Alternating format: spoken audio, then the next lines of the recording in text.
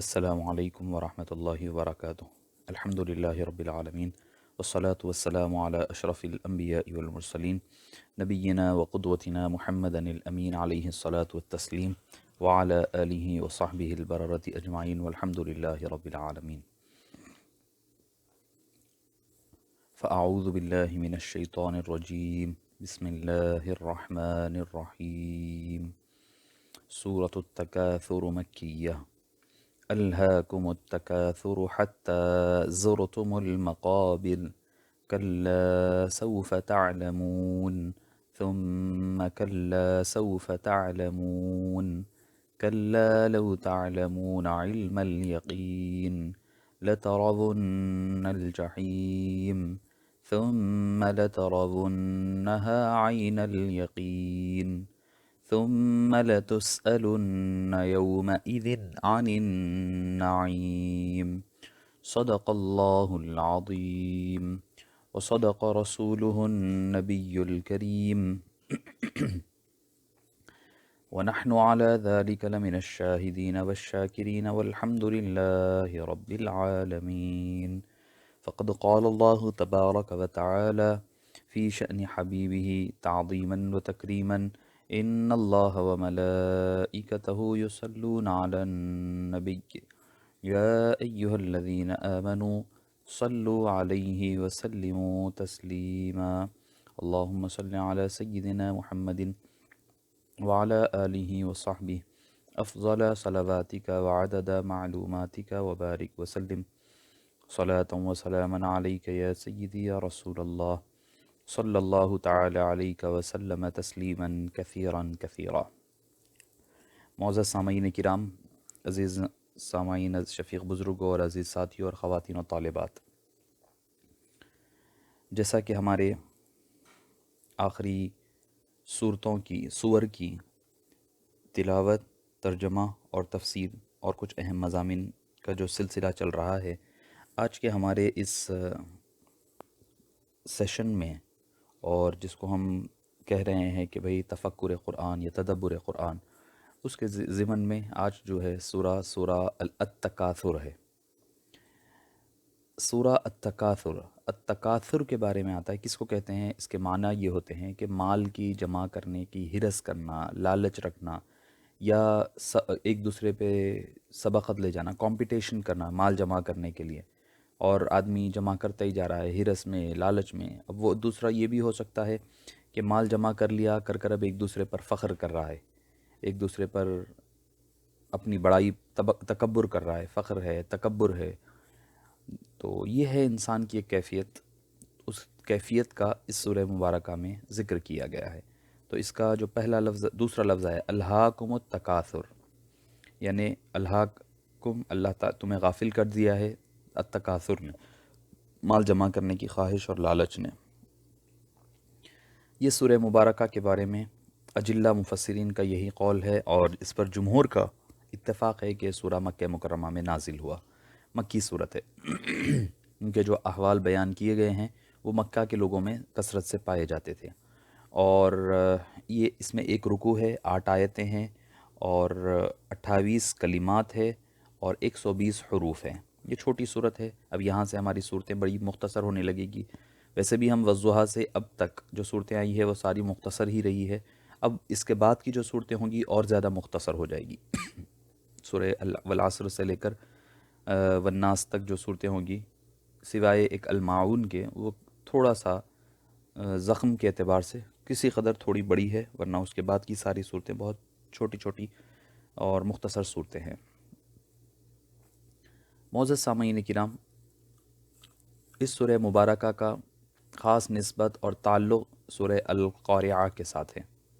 اگر یہ کہا جائے تو غلط نہیں ہوگا کہ یہ دونوں جوڑی دار ہے، سورہ القارعہ اور التکاثر دونوں بہنیں ہیں، دونوں جوڑی دار ہے۔ جیسے کئی قرآن کریم کے کئی سوریں آپ کو جوڑی جوڑی نظر آئیں گے، اسی طرح التکاثر القارعہ کی کیا کہنا چاہیے، ایک دوسری صورت ہے، اس کا ہی ایک معنی مفہوم دونوں کا ایک ہے۔ دونوں کے جو مضامین ہے اس میں کوئی زیادہ بڑا کوئی فرق نظر نہیں آتا۔ پہلے صورت میں بتایا گیا تھا کہ آخرت میں کام کرنے والی چیز وہ نیکیاں ہیں جو اس دنیا میں کر لی جائے، خدا کی میزان میں انہی کا وزن زیادہ ہوگا، اللہ کے نزدیک جس کے وزن میزان ثقیل ہوگا یعنی وزنی ہوگا وہی کامیاب ہوگا، اور جس کا نہ ہوگا وہ ناکام ہو جائے گا۔ خواہ دنیا کا کوئی مال اکٹھا کر لے، کچھ بھی کر لے، مگر وہ ناکام ہو جائے گا اگر اس کا میزان، اس کا نام اعمال ہلکا ہے۔ تو اب اس سورہ مبارکہ میں ان لوگوں کو تنبیہ دی جا رہی ہے، وارننگ دی جا رہی ہے، جنہوں نے ساری عمر اسی کام میں لگا دی اور کھپا دی کہ بھئی مال و دولت جمع کرنا ہے، جمع کر کے ایک سے دوسرے کو آگے نکلنا، کمپٹیشن لگا ہوا ہے، جیسے کہ سیل لگی ہوئی ہے کہ بھئی ایک نے آج ایک بنگلہ بنایا ہے تو کل دوسرے کو دوسرا بنانا ہے، اس نے ایک فلور ڈالا ہے تو اب مجھے دوسرا فلور ڈالنا ہے، اس نے ایک گاڑی لی ہے تو مجھے اب وہ دوسری، یہ ساری زندگی اسی میں ہے۔ بس بینک بیلنس کے اوپر اپنی پوری توانائیاں صرف ہو رہی ہے، کاروبار میں بس یہی کوشش ہے کہ بھئی میرا کمپٹیشن میں کوئی نہ رہے، سب سے بڑا میرا کاروبار رہے، سب سے بڑا میرا بنگلہ رہے، سب سے اچھی میری کار رہے، سب سے عالیشان میں رہوں، فلاں رہوں۔ یہ جو معیار زندگی بڑھانے کا یہ جو کمپٹیشن ہے، وہ سب کو ایک دوسرے کو پیچھے چھوڑنے کی تگ و دو میں لگے ہوئے ہیں، اور اسی میں ان کی ساری زندگی ختم ہو جاتی ہے، اور یہ ان کو کبھی غور کرنے کی زحمت گوارا نہیں ہوتی، کبھی موقع نہیں ملتا، کبھی توفیق نصیب نہیں ہوتی کہ آگے کی زندگی کا کیا ہے۔ آگے والی زندگی کا جو مرحلہ ہے وہ یقینی ہے، اس کا حساب بھی دینا ہے، کتاب بھی دینا، جس کا ان کو کوئی پرواہ نہیں ہے۔ بس زندگی میں اچھا کھاؤ، اچھا پہنو، اچھی لائف اسٹائل اختیار کریں، بس یہی اسی میں سارا کچھ لگا دے رہے ہیں۔ تو اللہ تعالیٰ اس سورہ مبارکہ میں ایسے حضرات کو اور ایسے لوگوں کو وارن کر رہا ہے۔ اللہ تعالیٰ بتلا رہا ہے، دیکھو تم جو نفس کی خوشامد کر رہے ہو، تم نفس کو خوش کرنے کے بارے میں اپنی پوری توانائیاں خرچ کر رہے ہو، ایک دن آئے گا جس دن یہ سارے کا سارا تمہارا بھرم ٹوٹ جائے گا، اور آج جو تم چیز کو باعث افتخار یا تکبر اور فخر کی چیز سمجھ رہے ہو، مگر یاد رکھو اللہ کے نزدیک اس کی کوئی حیثیت نہیں ہے۔ دولت کے تم انبار سمیٹ کر کے اللہ کے دربار میں جاؤ گے، وہ کوئی کام آنے والا، تم لے کر بھی نہیں جاؤ گے، خبر میں جانے سے پہلے اس کو چھوڑ کر جانا ہوگا۔ مگر یاد رکھو جب تمہیں موت کا وقت آ جائے گا تو اس وقت تمہاری آنکھیں کھلے گی اور تمہیں پتہ چلے گا کہ بھئی کیا کرنا تھا، کیا کر کر آئے، کیا کر دیے ہیں، اور کیا نہیں کرنا تھا اور کیا کر چکے۔ تو اس وقت صرف افسوس ہوگا، اور اس وقت صرف پچھتاوا کر سکیں گے، لیکن وہ بیکار ہوگا، بے سود ہوگا۔ اگر ہم چاہتے ہیں کہ مرنے کے بعد ہمیں شرمندگی نہ ہو اور افسوس نہ ہو، ہاتھ ملنے نہ لگ جائیں، پچھتاوا کرتے ہوئے نہ لگ جائیں، تو ہمیں چاہیے کہ ابھی آنکھیں کھولیں، ہوش کا ناخن لیں، اور فنا ہونے والی جو خواہشات ہیں، ختم ہونے والی جو چیزیں ہیں، اس کے پیچھے بھاگنے کی بجائے اللہ عز و جل کی خوشنودی کے لیے، اس کو راضی کرنے کے لیے، اس کو خوش کرنے، وہ کام کریں جس سے وہ خوش ہو، جس سے وہ اور اس کے حبیب پاک خوش ہوں، یہ چیزوں میں اپنی زندگی صرف کریں۔ تو اللہ تعالیٰ اس سورہ مبارکہ میں، اچھا اب رہا اس کا شان نزول کے بارے میں، ایک شان نزول یہ ملتا ہے کہ تفسیر عزیزی کے حوالے سے پیر کرم شاہ ظہری علیہ الرحمٰن نے ذکر کیا ہے کہ قریش کے جو بڑے دو قبیلے تھے، بنی عبد مناف اور بنی سہم، یہ دونوں کے درمیان اس بحث کا آغاز ہوا کہ ان دونوں میں کون بلند ہے، کون اعلیٰ ہے، وہ عرفہ ہے۔ چنانچہ اپنے حریف پر یعنی اپوزیشن پر فوقیت لے جانے کے لیے، اپنے آپ کو بڑا بتانے کے لیے، برتری ثابت کرنے کے لیے، ہر قبیلے نے اپنے اپنے مال کو، اپنی جائیداد کو، پراپرٹیز کو، اپنے لوگوں کو گنانا شروع کرے۔ بھئی دیکھو میرے پاس اتنا پیسہ ہے، دوسرے نے کہا نہیں میرے پاس اس سے زیادہ پیسہ ہے، ایک نے کہا میرے پاس اتنے اونٹ ہے، دوسرے نے کہا میرے پاس اس سے زیادہ ہے، ایک نے کہا فلاں آدمی میرے پاس زیادہ ہے طاقتور، انہوں نے کہا ہمارے پاس یہ زیادہ ہے۔ یہاں تک کہ جب وہ کاؤنٹنگ کرنے لگے، کرتے کرتے کرتے وہ اتنا آگے پہنچ گئے کہ مرے ہوئے لوگوں کا بھی شمار کرنے لگے، ان کی قبریں بھی گننے لگے۔ یعنی لوگ تو لوگ، چلو ہمارے خاندان میں کئی لوگ ابھی زیادہ انتقال ہو گیا ہے، مر گئے ہیں، تو ان کا بھی شمار کرنے لگے، گننے لگے، تو ہمارے پاس یہ بھی لوگ تھے۔ تب اللہ تعالیٰ نے یہ سورہ مبارکہ نازل فرما کر کے ان کی اس بیوقوف حرکتوں کا اللہ تعالیٰ نے رد فرمایا اور اس کی مذمت فرمائی۔ اور جیسا کہ کہا گیا کہ اس سورہ مبارکہ میں 8 آیتیں ہیں اور ایک رکوع ہیں، تو آئیے پہلے ہم ترجمہ پڑھ لیتے ہیں، پھر اس کے بعد ہم اس کے معنی آیت بائی آیت معنی کی طرف جائیں گے۔ الہاکم التکاثر، تم کو کثرت مال کی طلب نے، لالچ نے، ایک دوسرے سے مسابقت نے غفلت میں ڈال رکھا ہے۔ الہاکم غفلت میں ڈال رکھا ہے، غافل کر دیا ہے۔ التکاثر، مال جمع کرنے کی جو مسابقت ہے، ایک دوسرے سے آگے بڑھنے کی جو کوشش ہے، جو ہرس ہے، جو ہوس ہے، اس نے تمہیں غفلت میں ڈالے رکھا ہے۔ تم کو الہاکم التکاثر، التکاثر نے تمہیں ہلاک کر دیا ہے، غفلت میں ڈال رکھا ہے۔ تو پتہ چلا الہاکم التکاثر حتی زرتم المقابر، وہ ہلاکت میں ڈالنے والی غفلت میں کتنی دیر تک ڈالا؟ یہاں تک کہ تم قبروں میں پہنچ گئے، قبروں تک کی زیارت کر لیے، زیارت مطلب وہاں پر قبروں تک جا پہنچے۔ کلا سوف تعلمون، ہاں ہاں یا پھر ہرگز نہیں، دونوں معنی استعمال ہوتے ہیں کلا کے لیے۔ سوف تعلمون، تم ضرور بضرور بہت جلد جان لو گے اس کی حقیقت کو۔ ثم کلا سوف تعلمون، پھر ہاں ہاں یا ہرگز نہیں تمہیں اپنی ساری چیزوں کا پتہ چلے گا، تم ہر چیز کے بارے میں ضرور بضرور جان لو گے، تم آگے جاننے والے ہو۔ پھر فرمایا ثم کلا سوف تعلمون کلا لو تعلمون علم الیقین، تم ضرور بضرور جان لو گے یہاں تک کہ تمہیں علم الیقین حاصل ہو جائے گا، یعنی آخرت میں یہاں تک کہ جب یقینی طور پر جاننے لگو گے، علم الیقین جب تک تم کو حاصل نہ ہو جائے گا۔ یعنی انسان تو نہیں چاہے گا کہ وہ جانے چیزوں کو، مگر ایک وقت آئے گا جو یقیناً اللہ تعالیٰ اس کو منوائے گا کسی طریقے سے، اس کو اس بات کا علم پہنچا دے گا۔ لَتَرَوُنَّ الْجَحِيمَ، یہاں تک کہ وہ ضرور بضرور دوزخ بھی دیکھ لیں گے اور دوزخ تک پہنچ جائیں گے۔ ثم لَتَرَوُنَّهَا عَيْنَ الْيَقِينِ، پھر تم اس کو یقین کی آنکھوں سے بھی دیکھو گے۔ ثم لَتُسْأَلُنَّ يَوْمَئِذٍ عَنِ النَّعِيمِ، پھر تم سے اس دن نعمتوں کے بارے میں پوچھ تاچھ کی جائے گی۔ الہاکم التکاثر، مال کی سبقت تمہیں غفلت میں ڈالے رکھا ہے، حتی زرتم المقابر، یہاں تک کہ تم قبروں میں جا پہنچے۔ کلا سوف تعلمون، تم آگے ضرور جاننے والے ہو، تم ضرور جانو گے۔ ثم کلا سوف تعلمون، ہاں ہاں ضرور بضرور تم آگے جان لو گے۔ کلا لو تعلمون علم الیقین، یہاں تک کہ تم یقین کے ساتھ جان لو گے، علم الیقین کے درجے تک جانو گے۔ لَتَرَوُنَّ الْجَحِيمَ، کہ دوزخ تم ضرور دوزخ کو دیکھ لو گے، دوزخ کو پالو گے۔ ثم لَتَرَوُنَّهَا عَيْنَ الْيَقِينِ، پھر اس کے بعد اس کو یقین کی آنکھوں سے دیکھو گے، دوزخ کو، جحیم کو۔ ثم لَتُسْأَلُنَّ يَوْمَئِذٍ عَنِ النَّعِيمِ، پھر تم سے اس دن قیامت کے بارے میں ضرور نعمتوں کے بارے میں تم سے ضرور بضرور سوال کیا جائے گا۔ اب آئیے ہم آتے ہیں الفاظ کی طرف۔ جیسے میں نے اللہ کا جو لفظ بتایا ہے وہ الہا سے بنا ہے، الہا ان کے معنی ہوتا ہے غافلن، یا آدمی کوئی فریب میں دھوکے میں رہنا، اس کو الہا ان کہا جاتا ہے۔ تکاثر کے معنی ہیں مال کی کثرت، اولاد کی کثرت، صرف کثرت ہی نہیں بلکہ پھر اس میں ایک دوسرے پہ سبقت کے لیے کوشش کرنا، بھاگ دوڑ کرنا، کوشش کرنا کہ بھئی ہم آگے ہے، تم آگے ہے، تمہارے پاس زیادہ ہے، تمہارے پاس زیادہ ہے۔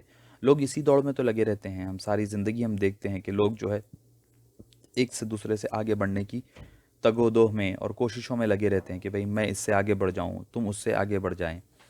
اور حقیقت تو یہ ہے کہ ایسے بد نصیب لوگ اللہ کے خوف سے اور آخرت کے دن کے خوف کو سے بھول جاتے ہیں، بلکہ وہ خود فراموش کر جاتے ہیں ہر چیز کو، اپنی ذات کو، اپنی شہرت، سب کچھ داؤ پر لگا دیتے ہیں، صرف اسی وجہ سے کہ بھئی میں اپنے آپ کو بڑا منوا سکوں۔ اور اکثر یہی بازی آدمی ہار جاتا ہے۔ حضور اکرم صلی اللہ علیہ وسلم نے بخاری شریف کی حدیث پاک میں فرمایا کہ اگر کسی ایک آدمی کو سونے سے بھری ہوئی ایک پوری مکمل بستی دے دی جائے، فرمایا لِابْنِ آدم، کہ اگر ہم وادی من ذہب، اگر اس کو بنو آدم کو، آدم کے اولاد کو ایک پوری بستی، وادی دے دیے، ایک پوری ویلی دیے، کس سی؟ سونے سے بھری ہوئی رہے، تو اس کی خواہش ہوگی کہ ایک اور مل جائے۔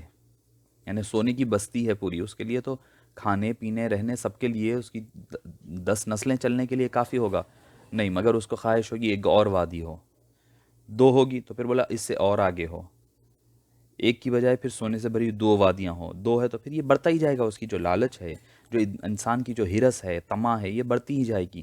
یہاں تک کہ حدیث پاک میں آتا ہے، نبی کریم صلی اللہ علیہ وسلم نے فرمایا وَلَمْ يَمْلَأَنَاهُ إِلَّا التُّرَابُ، کہ اس کے منہ کو صرف اور صرف مٹی ہی بھر سکتی ہے، یعنی جب قبر میں وہ جائے گا، اس کا منہ بھرا جائے گا، تبھی جا کر کے اس کے منہ پر جب قبر میں مٹی ڈالی جائے گی، تبھی جا کر کے آدمی کی ہرس اور لالچ ختم ہوا کر سکتی ہے۔ ایک اور حدیث پاک میں آتا ہے کہ حضور اکرم صلی اللہ علیہ وسلم کی خدمت اقدس میں حضرت مطرف کے والد کہتے ہیں کہ میں آپ کی خدمت میں حاضر ہوا، اس وقت آپ صلی اللہ علیہ وسلم الہاکم التکاثر کی تلاوت فرما رہے تھے۔ پھر فرمایا کہ انسان میرا مال کہتا ہے، اے آدم کے بیٹے، کیا تمہارا مال کچھ ہے سوائے اس کے کہ جو کچھ تم نے کھایا، پیا اور فنا کر دیا، یعنی آپ کھا لیے پی لیے اس کے بارے میں نہیں پوچھا جائے گا آپ سے، یا جو کچھ پہن لیا اور اس کو بوسیدہ کر دیا، یعنی جو پہن لیے کپڑا آپ اس کے بارے میں نہیں پوچھا جائے گا قیامت کے دن، یا جو کچھ اللہ کی راہ میں صدقہ دے دیے، یا وہ مال کو اپنے لیے آگے بھیج دیا، یعنی قیامت میں اللہ زندگی میں صدقہ و خیرات کر دیے جو آگے آنے والا ہے، اس کے سوا ہر چیز کے بارے میں اللہ تعالیٰ تم سے پوچھے گا۔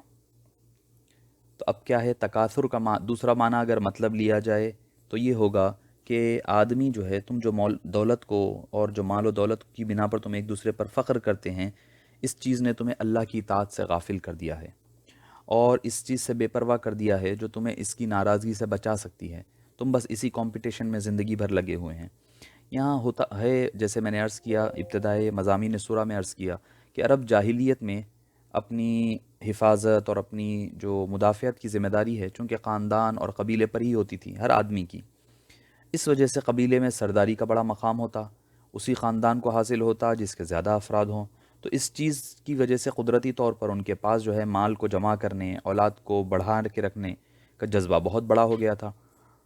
اگر ہم ان کی لٹریچر اور ان کی تاریخ پڑھتے ہیں تو ہمیں پتہ چلے گا کہ وہ جس طرح اپنے مال پر، اپنی اولاد پر فخر کرتے تھے، وہ چیز کو اللہ تعالیٰ یہاں پر کنڈم کر رہا ہے، یعنی بتلایا جا رہا ہے کہ ہر شخص رات دن معیار زندگی اونچا کرنے کی دھن میں ہے، اور چونکہ اس کی کوئی حد متعین نہیں ہے، اس وجہ سے جو اس میدان میں چل پڑتا ہے وہ اپنا ہر قدم پہلا قدم لگتا ہے، اس کو آخری منزل نگاہوں سے اوجھل ہے۔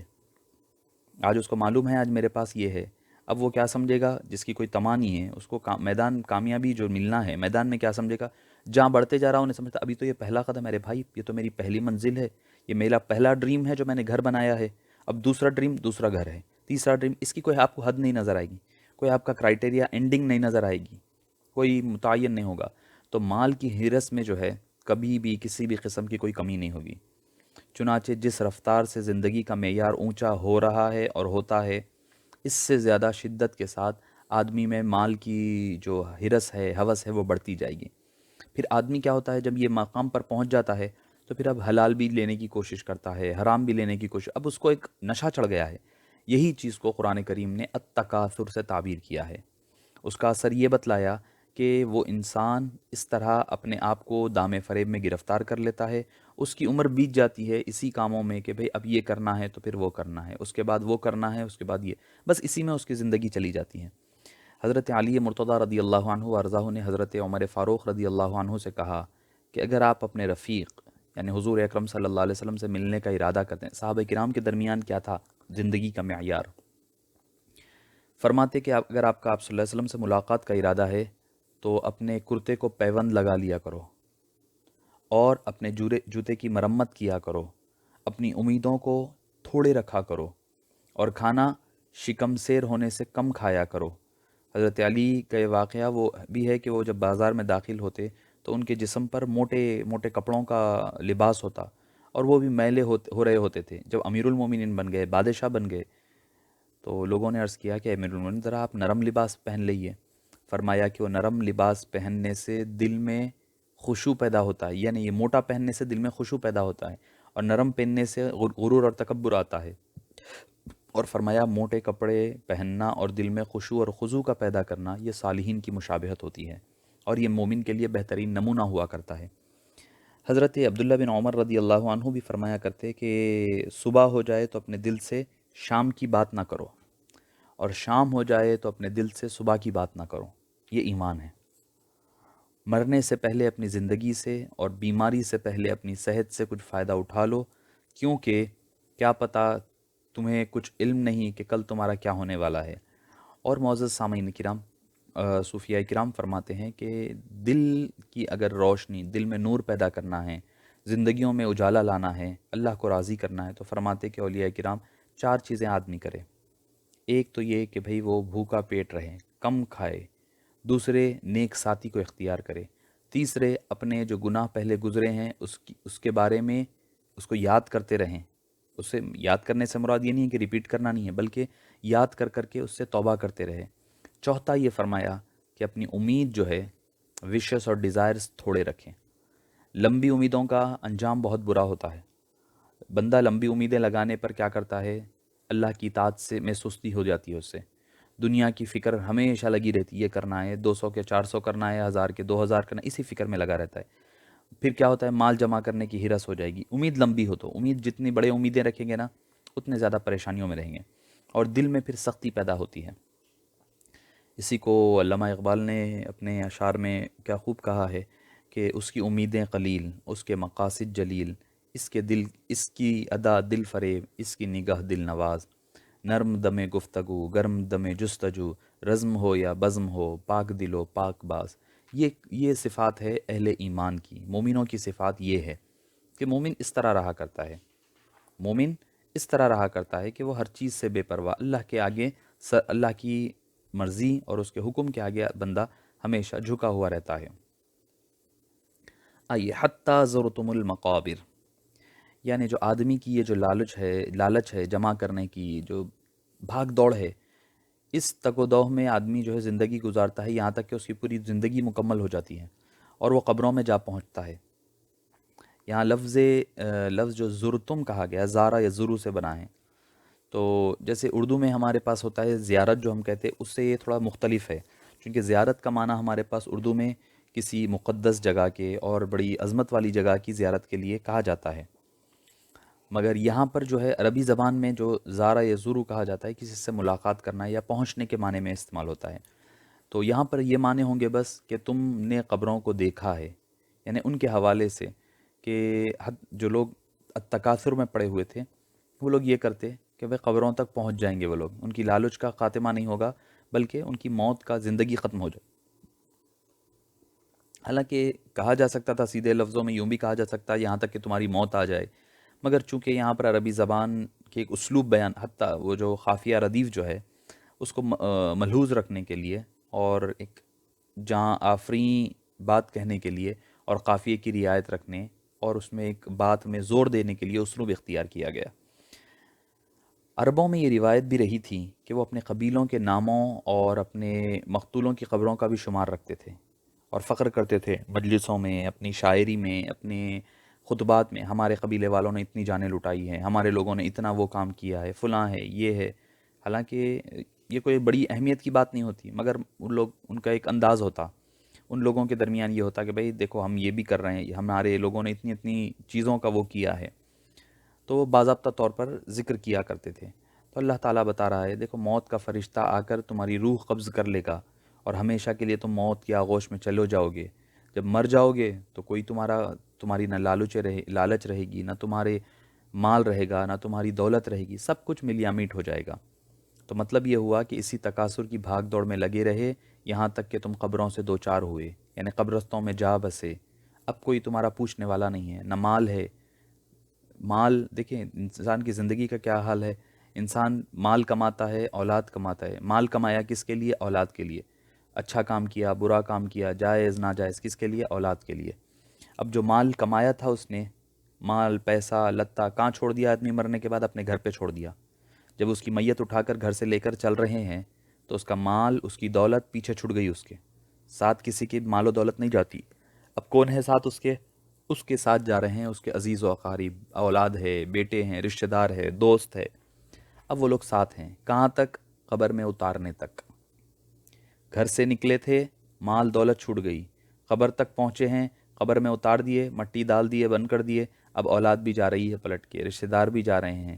اب جب نیلی رنگ کے 2 فرشتے منکر نکیر آ کر کے اٹھا رہے ہیں، ہلا کر جھلجھلا کر اٹھا رہے ہیں، اٹھا کر پوچھ رہے ہیں کہ من ربو کا. حدیث پاک میں یہاں تک آیا ہے کہ فرشتے کب آتے ہیں؟ ابھی وہ لوگ دفن کر کے ابھی چلتے ہی رہتے ہیں کہ ان کی پیروں کی آہٹ کی آوازیں آتی رہتی ہیں. اس وقت 2 فرشتے نمودار ہو جائیں گے، مگر کوئی کسی کا مددگار نہ ہوگا. تنہا ہے، بس اسی کی جواب دینا ہے. اب یہاں پر سے آدمی کا نہ مال رہا، نہ دولت رہی، کچھ نہیں رہا. آدمی تو کمایا اس لیے ہی تھا نا، مگر ساری چیزیں پیچھے چھوٹ گئی. اور انسان کی زندگی کا کیا خلاصہ ہے آیت کے اس ٹکڑے میں آپ کو سورہ حدید کی ملتا ہے. اعلموا انما الحیات الدنیا لعب و لہو، جان لو کہ انسان کی زندگی لہو لعب ہے. یعنی جو پہلے ابتدائی جو زندگی کا فرسٹ پارٹ ہے، بچپنا کھیل کود میں گزارا. وزینتن، پھر جوانی آئی تو جوانی میں بس اب تیار ہونا ہے، بننا ہے، سنورنا ہے، ہیئر اسٹائل ایسا ہو، کپڑوں کی ڈریسنگ ایسی ہو، میرا میک اپ ایسا ہو، میں سب سے بہتر لگوں. اس کوشش میں زینت و زیب و زینت میں پوری زندگی نکل گئی.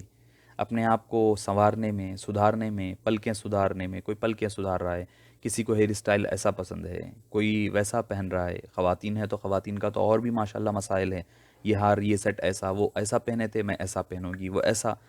کیا ہوتا ہے جوانی جو ہے اس میں نکلتی، وزینتن، زیب و زینت میں، وتفاخر فی الاموال والاولاد، وتفاخر وتکاثر فی الاموال والاولاد.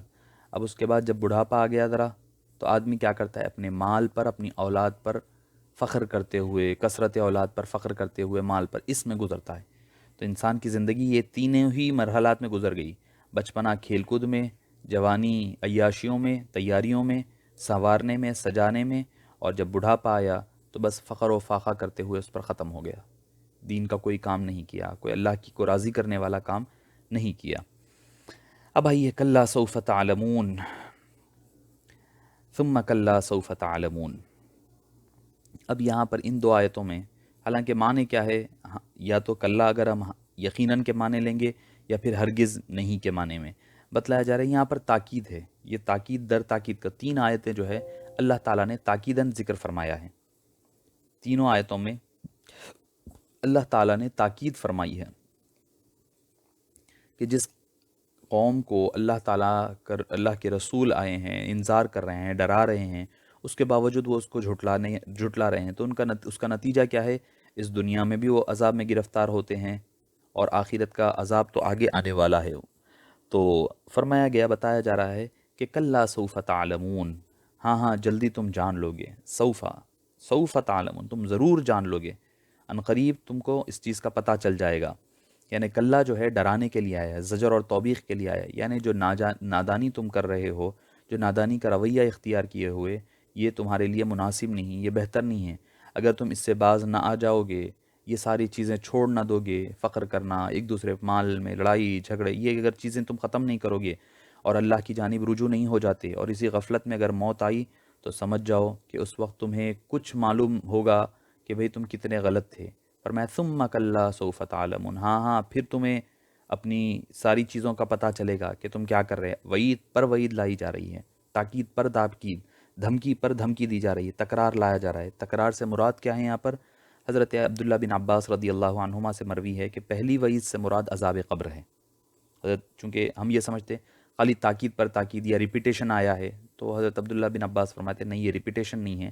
پہلی وعید جو ہے کلا سوف تعلمون، تم ضرور جان لو گے. یعنی تم جیسے ہی قبر میں پہنچے، تمہیں پتہ چلے گا عذاب قبر کی شکل میں. جاتے ہی تمہاری پھسلیوں کو دبا دیا جا رہا ہے، قبر میں سانپ ہے، بچھو ہے، مختلف قسم کے جانور اللہ تعالیٰ مسلط کر رہا ہے، فرشتے مسلط ہے.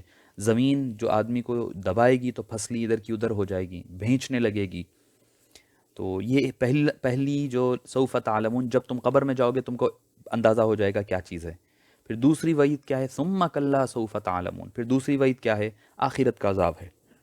تو دونوں حالتیں جو ہے الگ الگ ہے. یعنی پہلی وعید عذاب قبر کے تعلق سے ہے، دوسری وعید کیا ہے، وہ یہ ہے کہ تمہیں آخرت کے دن جب دیکھیں گے اس کا عذاب علیحدہ اور تنہا دیا جائے گا، پھر سے وہ الگ عذاب. کلا لو تعلمون علم الیقین، ہاں ہاں اگر تم اس انجام کو یقینی طور پر جانتے تو ہرگز ایسا نہیں کرتے، ہرگز ایسا. یہ بھی ایک ڈرانے کا، زجر کا اور توبیخ کا انداز ہے. یعنی اگر تم کو اس بات کا علم یقینی طور پر ہوتا تو تم یہ دنیا کے معاملات میں، دنیا کی محبت میں گرفتار نہیں ہو جاتے، دنیا کی محبت میں ایسے ہی نہیں پڑ جاتے.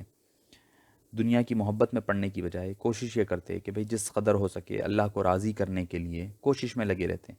تو یہاں بتایا جا رہا ہے کہ ان غافلوں کی اس غفلت کی اصل سبب سے جب پردہ اٹھایا جائے گا کہ تمہاری یہ حالت اس وجہ سے ہے کہ تم کو اس بات کا یقین نہیں تھا، اور ایک دن ایسا جب آئے گا جس دن تم کو جہنم کا بھی یقین ہو جائے گا، عذاب کا بھی، قبر کے عذاب کا بھی یقین ہو جائے گا، تب آدمی سوچنے لگے گا کہ بھئی میں نے یہ کیا کام کر دیا، یہ کیا کام کر دیا آدمی. اب یہاں پر میں آپ کو تھوڑا سا وقت لے کر کے آپ کو بتاؤں، چونکہ اس میں ہم دو آیتیں اور پڑھ لیتے ہیں، اس کے بعد آپ کو میں الیقین کے لفظ پر آتا ہوں. لَتَرَوُنَّ الْجَحِيمَ، تم ضرور بضرور دوزخ کو دیکھ لو گے، دوزخ کا عذاب تمہارے سامنے آ جائے گا. جو حضرت عبداللہ بن عباس کی جو روایت بن رہی ہے اس کو جوڑیں تو یہ بات سمجھ میں آ رہی ہے. پہلا کلا سوف تعلمون عذاب قبر ہو گیا، ثم کلا لو تعلمون علم الیقین، دوسری جو بات آ رہی ہے کہ تم جب ساری یقینی طور پر سارے جاننے لگو گے، دیکھنے لگو گے ساری چیزیں، تب تمہیں یقینی طور پر بات تمہارے سامنے نظر آنے لگ جائے گی. پھر تم دیکھو گے کہ دوزخ تمہارے سامنے ہوگی. ضرور بضرور تم دیکھ رہے ہوگے دوزخ کو. ثم لترونها عین الیقین. پھر جب آخرت کے دن کیا ہوگا، جب تم دوزخ کو اپنے سامنے جب دیکھ لو گے تو عین الیقین حاصل ہو جائے گا، یعنی آنکھ سے دیکھنے والا یقین تمہیں حاصل ہو جائے گا. پہلے بتایا گیا عین علم الیقین، اب بتایا جا رہا ہے عین الیقین. یعنی قیامت کے دن تم جہنم کو اپنی آنکھوں سے جب دیکھ لو گے تو مومن تو اسے مومن بھی دیکھیں گے، اسے کفار بھی دیکھیں گے، لیکن دونوں کے دیکھنے میں بڑا فرق رہے گا. کفار کے لیے یہ ان کا ابدی ٹھکانہ ہوگا، ہمیشہ رہنے والا ٹھکانہ جہاں پر سے وہ کبھی نہیں نکلیں گے. مومنوں کے لیے محض وہ سامنے سے گزر جائیں گے، دیکھ کر تیزی کے ساتھ گزر جائیں گے. کوئی ایسے جیسے کہ کوئی ہوا تیزی کے ساتھ گزر گئی، کوئی پرندے کی طرح گزر جائیں گے، اور اپنے درجات کے مطابق وہ جنت کی طرف رواں دواں ہو جائے گے اور جنت میں داخل ہو جائیں گے. اب آئیے دو تین باتیں اس حوالے سے، ان آیات کے حوالے سے عرض کرتے ہوئے چلیں. یہاں پر یقین سے مراد کیا ہے؟ یقین کس کو کہا جاتا ہے؟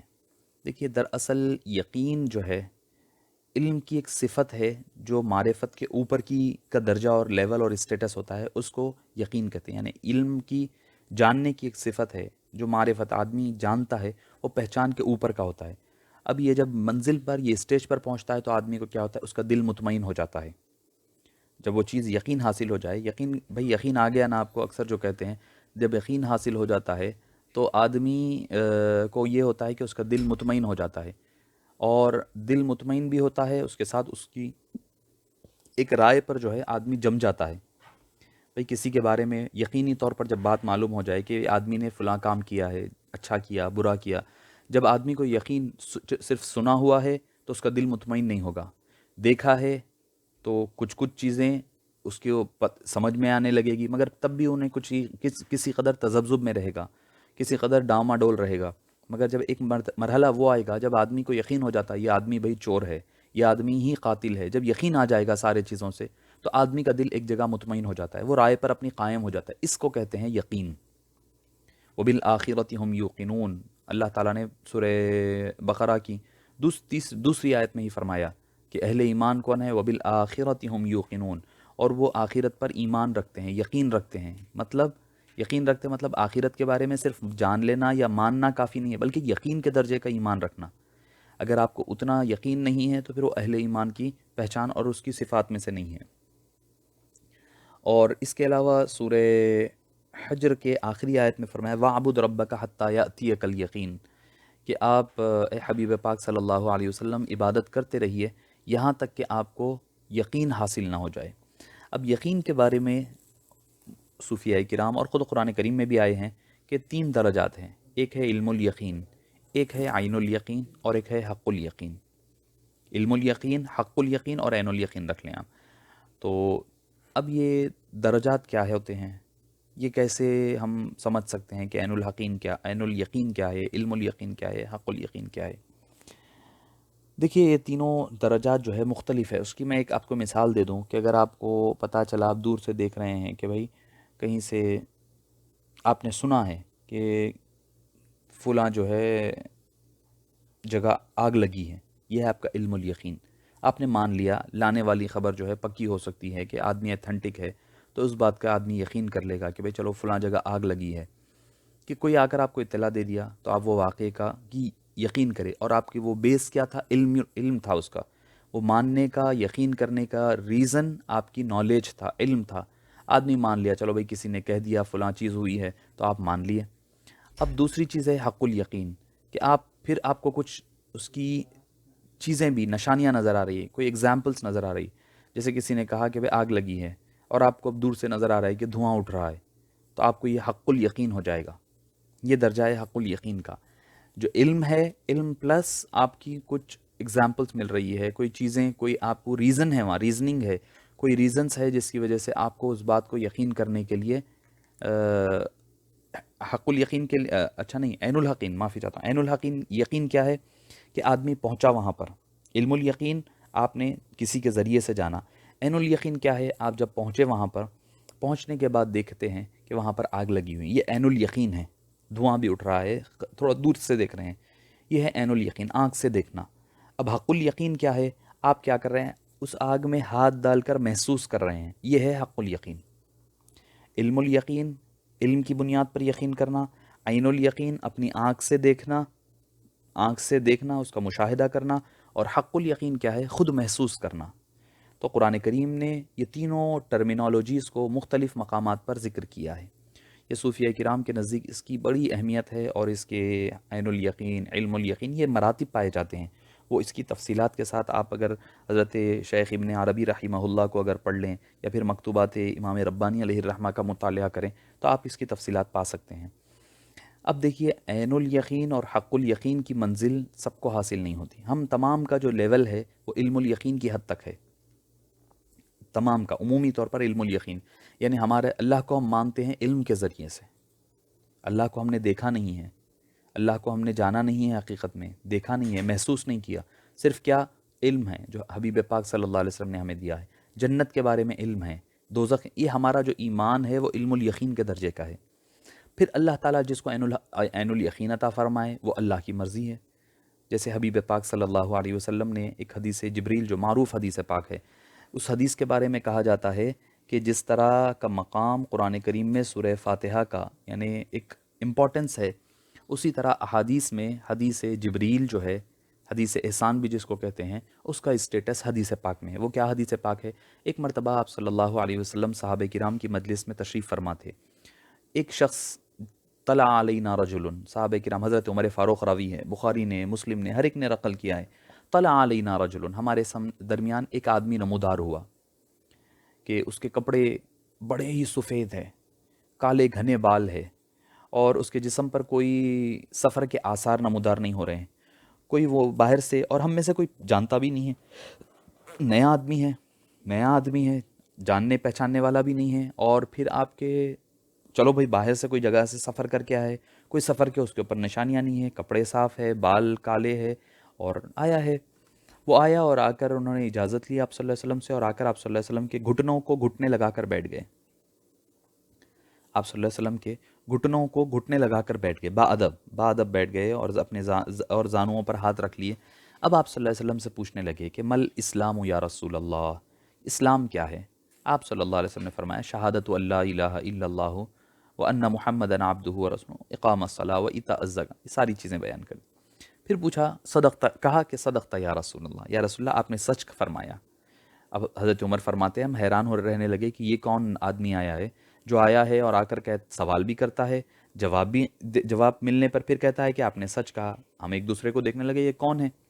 پھر اس نے پوچھا کہ ایمان کیا ہے؟ آپ نے صلی اللہ علیہ وسلم نے ایمان کی بات فرمائی۔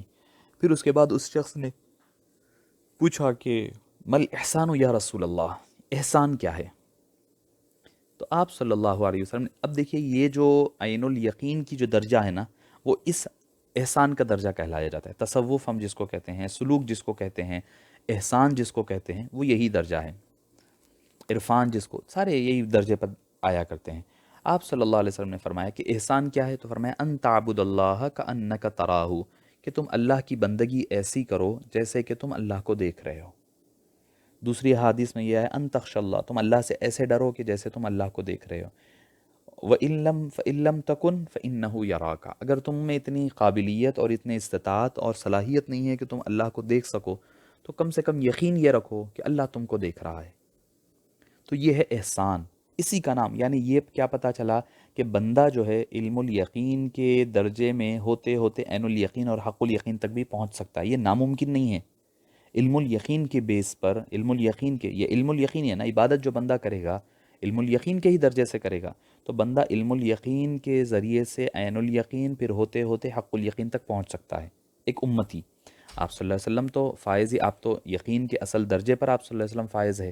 اسی وجہ سے ہم دیکھتے ہیں کہ آپ صلی اللہ علیہ وسلم معراج کی رات ہے، چلے جا رہے ہیں، معراج ہے، آپ قاب قوسین ہے، آگے چلے جا رہے ہیں، او ادنا کی منزلیں پار ہو رہی ہیں، سدرۃ المنتہا سے چلتے ہی سر لامکاں سے چلے ہی جا رہے ہیں، کوئی حد ہے ان کے عروج کی، بلغ العلا بکمال۔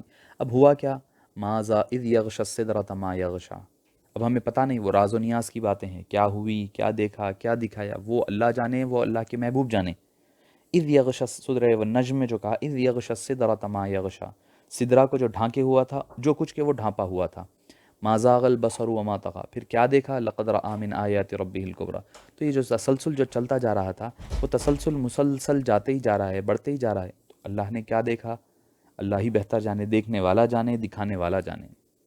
تو آپ صلی اللہ علیہ وسلم کو علم الیقین بھی ہے حاصل رہا، عین الیقین، حق الیقین، سارے اللہ تعالیٰ نے اس دنیا میں آپ ہی سے تو سارا چیزوں کا آغاز ہوا ہے. تو فرمایا امتیوں کے لیے، فرمایا ان تعبد اللہ کانک تراہ، کہ تم اللہ کا علم یقین کا عین الیقین تم حاصل کر سکتے ہو عبادت کے ذریعے سے. تو پتہ کیا چلا کہ اس دنیا میں رہتے ہوئے بھی یہ پاسبل ہے کہ آدمی اس عین الیقین یعنی آنکھ کا جو یقین ہوتا ہے. کئی صحابہ کرام فرماتے ہیں کہ ایک صحابی کے بارے میں تو یہ آتا ہے کہ وہ فرمایا کرتے کہ میرا جو جنت اور دوزخ کے بارے میں میرا جو یقین ہے، جو میرا آبزرویشن ہے، مجھے لگتا ہے کہ منوان وہ ویسے ہی ہے جیسا کہ میں دیکھا کرتا ہوں. یعنی جب جا کر کے میں دیکھوں گا تو میرے جو تصورات میں، جو میری آنکھوں میں جو منظر ہے، وہ سیم منظر ویسا ہی ہوگا. اللہ تعالیٰ جس کو جو مقام عطا فرمانا چاہے وہ اس کی مرضی ہے، جو اس کا مقام ہے. اللہ تعالیٰ جس کو جو مقام عطا فرمانا چاہتا ہے وہ عطا فرمایا کرتا ہے. تو یہ ہو گیا علم الیقین، عین الیقین اور حق الیقین کی منزلیں. یہ بندہ ایک درجے پر پہنچتا ہے تو وہاں سے دوسرے پر، دوسرے سے تیسرے پر. اب آئیے پھر ہم واپس آتے ہیں اپنے ٹاپک کی طرف. اس سے معلوم یہ ہوا کہ علم الیقین جو ان باتوں کو ماننے کے لیے ضروری ہے، اس کے وسائل اللہ تعالیٰ نے ہمارے اطراف رکھے ہیں، آفاق میں، انفس میں. یعنی ہمارے اندر کئی اللہ کی موجود ہونے کی نشانیاں ہیں. اپنے آپ کو دیکھ لیں، انسان بنایا، ہاتھ ہے، پاؤں ہے، آنکھ ہے، ناک ہے، کیا کیا نہیں ہے انفس میں. اپنے اندر دیکھیں، دل ہے، دماغ ہے، اندر کا سسٹم کیسا بنایا ہے آپ کا. جسم کے اندر کیا کیا چیزیں نہیں رکھ دی ہے اللہ تعالیٰ نے. دل رکھا ہے، ہاتھ ہے، پیر ہے، ہر چیز بتائی ہے. آفاق میں یعنی اطراف میں، ماحول میں دیکھیں. قرآن کریم نے اس کی بینات کو، اس کی نشانیوں کو کھول کھول کر بتایا ہے. اس وجہ سے ہر آدمی جو ایک عقل رکھنے والا ہے، اس کو کسی کے بتانے کی ضرورت نہیں ہے. وہ خود اطراف میں دیکھ کر سمجھ سکتا ہے کہ بھئی جب اتنے بہترین خوبصورت جھاڑ ہے، پہاڑ ہے، سمندریں ہیں، تو کوئی نہ کوئی تو اس کا خالق اور مالک ہوگا. کوئی تو کوئی ہوگا نا. ایک مرتبہ ایک ایتھیسٹ جس کو ہم کہتے ہیں، دہریہ، وہ خلیفہ ہارون رشید کے پاس آیا اور آ کر کہنے لگا کہ اے ہارون رشید، مجھے یہ ثابت کریں کہ بھئی اس کائنات کا کوئی خدا ہے، مجھے ثابت کر دے دلیل کے ساتھ تو میں اسلام لا لوں گا. ہارون الرشید نے سارے علماء کو جمع کیا، سارے علماء اس کو بتاتے، وہ ان کا توڑ کر بتا دیتا، مجھے پریکٹیکلی ثابت کریں. تو جب امام اعظم ابو حنیفہ رحمہ اللہ تعالیٰ کو بلایا گیا تو آپ نے کہا کہ میں فلاں وقت آؤں گا، اور وہ اس وقت نہیں پہنچے. بڑی تاخیر ہو گئی پہنچنے میں. بڑی دیر کے بعد جب وہ پہنچے تو بادشاہ بھی تھوڑا ناراض. وہ دہریہ کہنے لگا، کیا بادشاہ، اے ہارون الرشید، آپ کے دربار کے جو علماء ہیں آپ کی بات نہیں سن رہے ہیں، وہ عالم وہ آپ کی بات نہیں سن رہے، وہ وقت دے کر کے نہیں آئے، وقت دیا اور وقت کی خلاف ورزی کی ہے، وعدہ کر کے خلاف کیا. آپ نے فرمایا، دراصل پوچھا گیا کہ کیا وجہ ہے اے امام آپ لیٹ آئے ہیں. تو آپ نے فرمایا دراصل مسئلہ کیا ہو گیا، میں جب آ رہا تھا، میرا گھر دریا کے اس کنارے ہے، درمیان میں آپ کے محل اور میرے گھر کے درمیان میں دریا آتی ہے، دریا ہے، اور اس وقت جو ہے کوئی کشتی نہیں تھی، اس لیے میں انتظار کر رہا تھا. کوئی کشتی نہیں ملی، آنے میں دیر ہوئی. تو بولے پھر مل گئی آپ کو؟ تو انہوں نے کہا کہ کشتی آیا پھر کشتی والا. آپ نے فرمایا کہ نئی کشتی نہیں آئی، بلکہ ہوا یہ کہ میں ٹھہرا ہوا تھا کہ ادھر سے کچھ چکلے ہوا میں اڑے، لکڑی کے چکلے، ادھر سے کچھ اڑے، ادھر سے کچھ نٹ بولٹ ملے، مل کر کے میرے سامنے اچانک کشتی بن گئی. ادھر سے تھوڑے چکلے، ادھر سے تھوڑے لکڑیاں، ادھر سے تھوڑے نٹ بولٹ لگ گئے، سارے لکڑی آ گئی اور میں پھر اس میں بیٹھ کر آ گیا. تو دہریہ جو آیا تھا حتیث، وہ ہنسنے لگا، بولنے لگا یہ کہہ کہ تمہارے سب سے بڑے عالم ہیں اور یہ کہہ رہے ہیں کہ بھائی ایسے ہی کشتی بن گئی ہے، ایسے ادھر سے چکلے اٹھے، ادھر سے چکلے اٹھے، بن کر کے آ گئی، یہ کیسی بات ہوئی، یہ کیسی بیوقوفی والی بات کر رہے ہیں آپ کے امام. تو بادشاہ نے پوچھا کہ یہ کیا بات ہے، صحیح ہے امام اعظم ابو حنیفہ، یہ کیا فرما رہے ہیں آپ؟ تو آپ نے فرمایا کہ جب ایک معمولی کشتی بغیر بڑائی کے، بغیر بنانے والے کے ایک معمولی کشتی نہیں بن سکتی ہے، تو پھر اتنا سارے دنیا کا جو آفاق ہے، جو انفس ہے، جو ماحول ہے، جو زمین اور آسمان ہے، بغیر خدا کے کیسے پیدا ہو سکتا ہے؟ اور جب دہریہ یہ سنا تو قائل ہو گیا اور اس نے فوری طور پر اسلام لا لیا.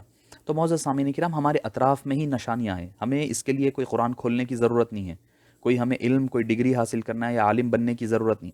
اپنے اطراف دیکھو، آپ اپنے اندر دیکھو، نہیں تو کم سے کم وفی انفسکم افلا تعقلون، اپنے اندر غور کرو اگر تم عقل والے ہو تو. اپنے اندر دیکھو، اللہ نے انسان بنایا، اشرف المخلوق بنایا، اطراف میں دیکھو کیا ہے، دنیا دیکھو کیسے چل رہی ہے، اپنا ہر ایک کا نظام ہے، سورج اپنے ٹائم پر کام کر رہا ہے، چاند اپنے ٹائم پر چلا جا رہا ہے، ہر کوئی اپنے اپنے وقت پر لگا ہوا ہے. اب جو کوئی ان سے گریز کرتا ہے یا پھر سمجھنا نہیں چاہتا تو پھر اللہ تعالیٰ بتا رہا ہے تو اللہ تعالیٰ کی سزا سے بھی اس کو کوئی بچا نہیں سکتا. اس سے یہ بھی بات معلوم ہوتی ہے کہ ایک عقل مند آدمی کو اس دنیا میں غیب کے حقائق کا علم یقین تو حاصل ہو جاتا ہے. اس لیے علم یقین دلائل سے حاصل ہوتا ہے جو ہمارے اطراف ہمیں نظر آ رہے ہیں. اس دنیا میں عین الحقین کا حاصل ہونا یہ ہر ایک کے بس کی بات نہیں ہے. اس بات کا علم جو ہے علم الیقین سے ہی حاصل ہوتا ہے. قرآن کریم نے جو کچھ ہمیں بتایا ہے وہ ایک دن ہم یقیناً اس کو دیکھیں گے عام لوگوں کے لیے. اب جو رہے اللہ والے جن کو اللہ تعالیٰ نے وہ مقام اور مرتبہ، وہ جو بلند مرتبے عطا فرمائے ہیں، تو ہو سکتا ہے کہ اللہ تعالیٰ جن کو عطا فرمائے وہ اللہ تعالیٰ ان کی آنکھوں کو کھول دے گا تو یقیناً اس دنیا میں بھی دیکھ لیں گے. مگر اب رہی بات کفار کی، ثم لترونها عین الیقین، تو قیامت کے دن وہ آنکھ کی ذریعے سے، آنکھ کی یقین، عین الیقین، آنکھ سے یقین کرنے والی چیز کو ضرور بضرور دیکھ لیں گے. اب آ جائیے آخری آیت کی طرف آتے ہیں. ثم لتسألن یومئذ عن النعیم.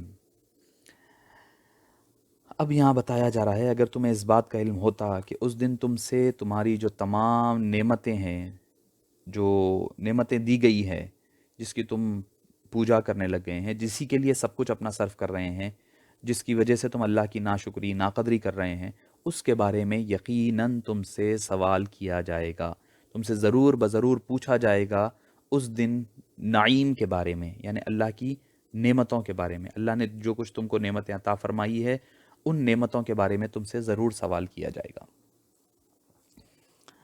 اب جب اللہ نے تم پر نعمتیں عطا فرمائی ہے تو اس کا فطری حق اور تقاضا کیا ہے؟ ان نعمتوں کے لیے اللہ کا شکر ادا کیا جائے اور اس کے کچھ حدود مقرر کیے جائیں اور اس کو ان حدود کے اندر اس کو استعمال کیا جائے. کوئی نعمت اگر ضائع کی گئی یا وہ اللہ کی پسند کے خلاف استعمال ہوئی تو لازماً اللہ تعالیٰ اس کی انسان کو سزا دے گا. جیسے انسان کے کان ہیں، آنکھ ہے، دل ہے، دماغ ہے، ہاتھ ہے، پیر ہے، روح ہے، جو کچھ بھی اللہ نے دیا وہ ساری نعمتیں ہیں. اسی طرح اس کو جو ظاہری و باطنی قوتیں، صلاحیتیں اللہ نے دی وہ بھی نعمت ہے. تو دنیا کے جو سارے اسباب و وسائل اللہ نے اس کو عطا کیے وہ بھی نعمت ہے. تو اب اس کا فطری تقاضا اور حق کیا ہے؟ یہی ہے کہ انسان اس کو استعمال کرنے میں اپنے رب کا شکر گزار رہے پہلے. اس کی ناشکری کا تقاضا یہ بھی ہے کہ اس کے استعمال کرنے میں اللہ کی طرف سے جو مقرر کردہ قوانین اور حدود ہے اس کے خلاف جا رہا ہے، تو مطلب یہ بھی ناشکری کر رہا ہے. کہ نہ اس طرح ہو کہ ان میں سے کسی کے محبت میں اس طرح مبتلا ہو گیا ہے کہ اس کو ہی خدا بنا بیٹھا. مال کو کسی نے خدا بنا بیٹھا ہے، یعنی اس کی زندگی بھر کی کمائی اور کوشش یہی ہے کہ مال ہی ہے اور اللہ کو بھول بیٹھا ہے. یا تو وہ کافر بھی ہو سکتا ہے یا مسلمان بھی ہو سکتا ہے. جو لوگ اس طرح کے حد سے تجاوز کریں گے وہ قیامت کے دن ضرور بضرور اور لازماً اللہ کی سزا اور گرفت میں ضرور آئیں گے. اس سورے میں چونکہ تکاثر اموال کی فتنے سے لوگوں کو آگاہ کیا گیا اور خاص طور پر اس پر توجہ دی گئی، تو اب چاہیے کہ ہر صاحب مال سے سوال ہوگا کہ اس نے اپنا مال کن راستوں میں سے حاصل کیا اور کن راستوں میں اس کو خرچ کیا. ایک حدیث پاک بھی آتی ہے کہ ابن آدم سے، آدم علیہ السلام کی اولاد سے 5 چیزوں کے بارے میں سوال ہوگا جب تک کہ اسے اپنے مقام سے، اپنی جگہ سے ہلنے کی تک اجازت نہیں ہوگی. فرمایا حبیب پاک صلی اللہ علیہ وسلم، لا تزول قدم ابن آدم یوم القیامت من عند ربہ حتی یسأل عن 5، کہ 5 چیزوں کے بارے میں جب تک قیامت کے دن آپ بنو آدم سے پوچھا نہیں جائے گا اس کو اپنا قدم ہٹانے کی تک گنجائش نہیں ہوگی. عن عمرہ فیما افناہ، اس کی عمر کے بارے میں جو کچھ اس نے فنا کر دیا، ویسٹ کر دیا، جہاں کر کے اس نے ختم کیا، لٹایا عمر کو، عمر کہاں لٹائی. وعن شبابہ فیما بلاہ، کہ جوانی اس نے کن چیزوں میں خرچ کی ہے، جوانی کا کام کن چیزوں پر استعمال کیا، جوانی کہاں خرچ کی، صرف کی. اور پھر مال کے بارے میں 2 چیزیں، وَمَالِهِ مِنْ أَيْنَ اكْتَسَبَهُ، کہ مال کہاں سے کمایا، وَفِيمَا أَنفَقَهُ، اور کہاں پر اس نے خرچ کیا. 4 سوال ہو گئے. پہلا سوال عمر کہاں گنوائی، دوسری چیز جوانی کہاں، تیسری چیز مال کہاں سے کمایا، چوتھی چیز مال کہاں پر خرچ کیا، وما ذا عمل فیما علیما، اور علم جو حاصل کیا تھا اس پر عمل کیا یا نہیں کیا۔ یہ 5 چیزوں کے بارے میں جب تک بندہ جواب نہیں دے گا، اس کو اپنے مقام سے ہلنے کی تک اجازت کل قیامت کے دن اللہ تعالیٰ عطا نہیں فرمائے گا۔ اور اس کا ہم تفصیلی ذکر جو ہے ایک سورہ چھوڑ کر کے جو دوسرا سورہ آیا، سورہ الہمزہ جو آئے گا، اس میں ہم اسی کی بارے میں یہ جو یہاں سے جو تسلسل ہے وہ سورہ ہمزہ میں چلا جائے گا۔ وَيْلٌ لِكُلِّ ہُمَزَةٍ لُمَزَةٍ، ہلاکت اور بربادی ہے اس آدمی کے لیے جو لوگوں کو اشارے کرتا ہے، الذی جمع مالا وعددا، یعنی عیب جوئی کرنا پہلے آیت میں، الذی جمع مالا وعددا، جو مال سمیٹ کر گن گن کر، وعددا گن گن کر رکھتا ہے، اور یحسب ان مالہ اخلدا، اور وہ سمجھتا ہے کہ اس کا مال جو ہے ہمیشہ رہنے والا ہے۔ اور اللہ تعالیٰ نے اس آیت کریمہ میں یہ کنٹینیوشن آپ کو سورہ الہمزہ میں تفصیل کے ساتھ اس کو ملے گا۔ تو مطلب یہ ہوا کہ آدمی اگر یہ سمجھتا ہے کہ اللہ تعالیٰ کسی جو نعمتیں عطا فرمایا ہے اس کے بارے میں اللہ تعالیٰ چھوڑ دے گا، نہیں پوچھے گا، تو یہ انسان کی کم عقلی ہے اور انسان کی نادانی ہے۔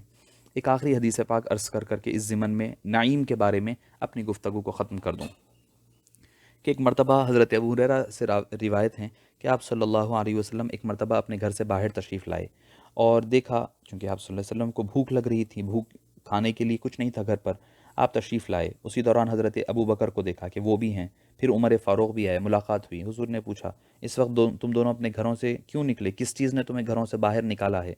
دونوں نے کہا کہ اے حبیب پاک صلی اللہ علیہ وسلم، ہمیں بھوک نے اور افلاس نے اپنے گھروں سے نکالا ہے۔ تب حضور اکرم صلی اللہ علیہ وسلم نے فرمایا، اللہ کی قسم میں بھی اسی وجہ سے گھر سے نکلا ہوں۔ اب تینوں ہو گئے، حضور اور دونوں صحابہ، چلتے ایک انصاری صحابی حضرت مالک کے گھر تشریف لے گئے۔